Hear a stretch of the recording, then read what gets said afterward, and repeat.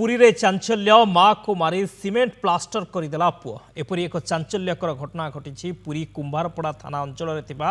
जाईगड़ जागा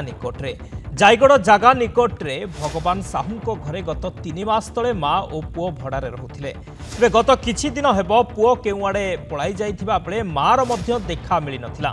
तेबे भड़ा घर भितर गत 2-3 दिन हेब दुर्गंध बाहरुथिबा पड़ोशी माने कहिथिबा बेले आज दुर्गंधर मात्रा खूब बढ़ी जाइथिला। आज एने घर मालिक पुलिस को जणाइबा पर घर भितर थिबा रोसई घर दुर्गंध बाहरुथिबा जणा पड़िथिला। रोसई घरे थिबा स्लाब तले मृतदेह को रखा जाई समाधि दिया जाइथिबा भली संदेह सृष्टि होइथिला। घटनास्थल में पुलिस पहुंची जांच आरंभ करिछि। प्राथमिक जांच रे भड़ारे रहुथिबा माँ और पुओंको घर पारलाखेमुंडी अंचलर बोली चर्चा हेउछि। तेबे पुओ माँ को हत्या करी फेरार हो जाइथिबा संदेह सृष्टि होइछि। पुरी रे चांचल्य माँ को मारी सीमेंट प्लास्टर करदेला पुओ एपरी एक चांचल्यकर घटना घटी पुरी रे पुरी कुंभारपड़ा अंचल कुंभारपड़ा थाना अंचल जाईगड़ जागा निकटरे एभली घटना घटी। जाईगड़ जागा निकटरे भगवान साहू घरे गत 3 मास तले माँ और पुओ भड़ारे रोते तेज गत किछि दिन हेब पुओ केउआड़े पलाई जाइथिबा बेले मार मध्य देखा मिल नथिला। ते भड़ा घर भितर गत 2 दिन तले दुर्गंध मध्य बाहरुथिला जहाँ पड़ोशी माने कहिसंती एवं आज दुर्गंधर मात्रा अधिक रहिथिला। एने घर मालिक पुलिस को जणाइथिले पर पुलिस घर भितर पशिथिला एवं रोसई घर दुर्गंध बाहरुथिबा जणा पड़िथिला। तेबे रोसई घरे थिबा स्लाब तले मृतदेह को रखा जाई समाधि दिया जाइथिबा बली संदेह सृष्टि होइतिला। घटनास्थल में पुलिस पहुंची जांच आरंभ करिछि। प्राथमिक जांच रु जना पड़िछि जे भड़ा रहुथिबा माँ पुओंको घर हेउछि पारलाखेमुंडी अंचल रे। सौमित्र हरिचंदन पुरी ब्यूरो सहित फोन लाइन में जोड़ी होती। सौमित्र ये गोटे चांचल्यकर घटना सामना को आसुछि पुरी कुंभारपड़ा अंचल माँ को मारी पुओ सीमेंट प्लास्टर कर देइछि एवं गत 3 मास धरी एमानकर कोनोसी पता नाही पुओ नाही मार भी देखा नथिला। तो पूरा घटनाक्रम कौन थिला एमाने जो माँ पुओ रहुथिले केबेठु एठारे रहुथिले केबेठु एमाने निखोज रहिछंती बा एमानकु केही केबेठु देखु नाहांती कौन पूरा सूचना रहुछि? देखो सत्य कही रखा जाए ये गोटे अभावन घटना घटी जहाँकि कुंभारपड़ा थाना अंचल जो रही अच्छी जाईगड़ जगह निकट रे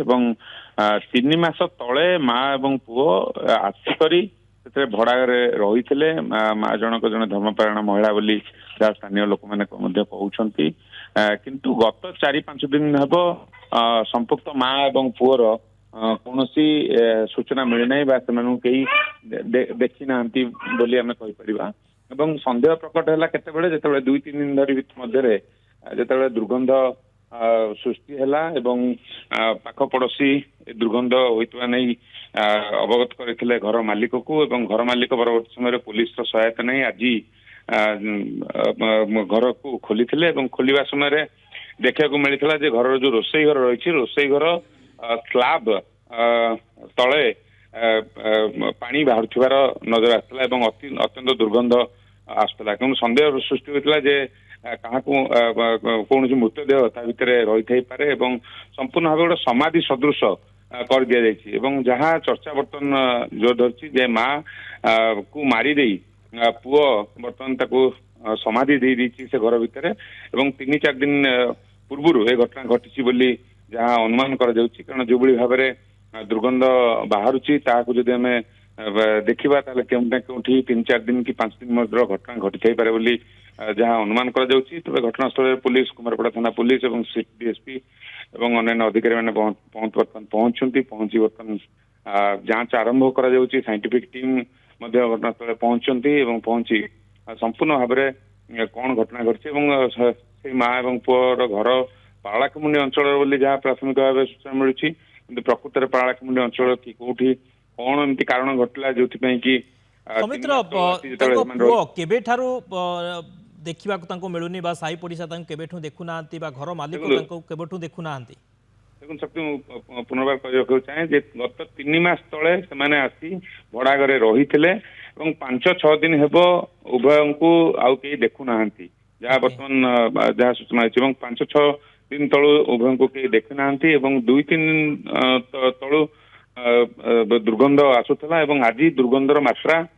अधिक बर्तमान पुओ को जोगाजोग करा गलानी कि ଦେଖନ୍ତୁ ଯାହା କେହି ବି ଯେହେତୁ କୌଣସି ଖୋଜ ଖବର ମିଳୁନାହିଁ ଏବଂ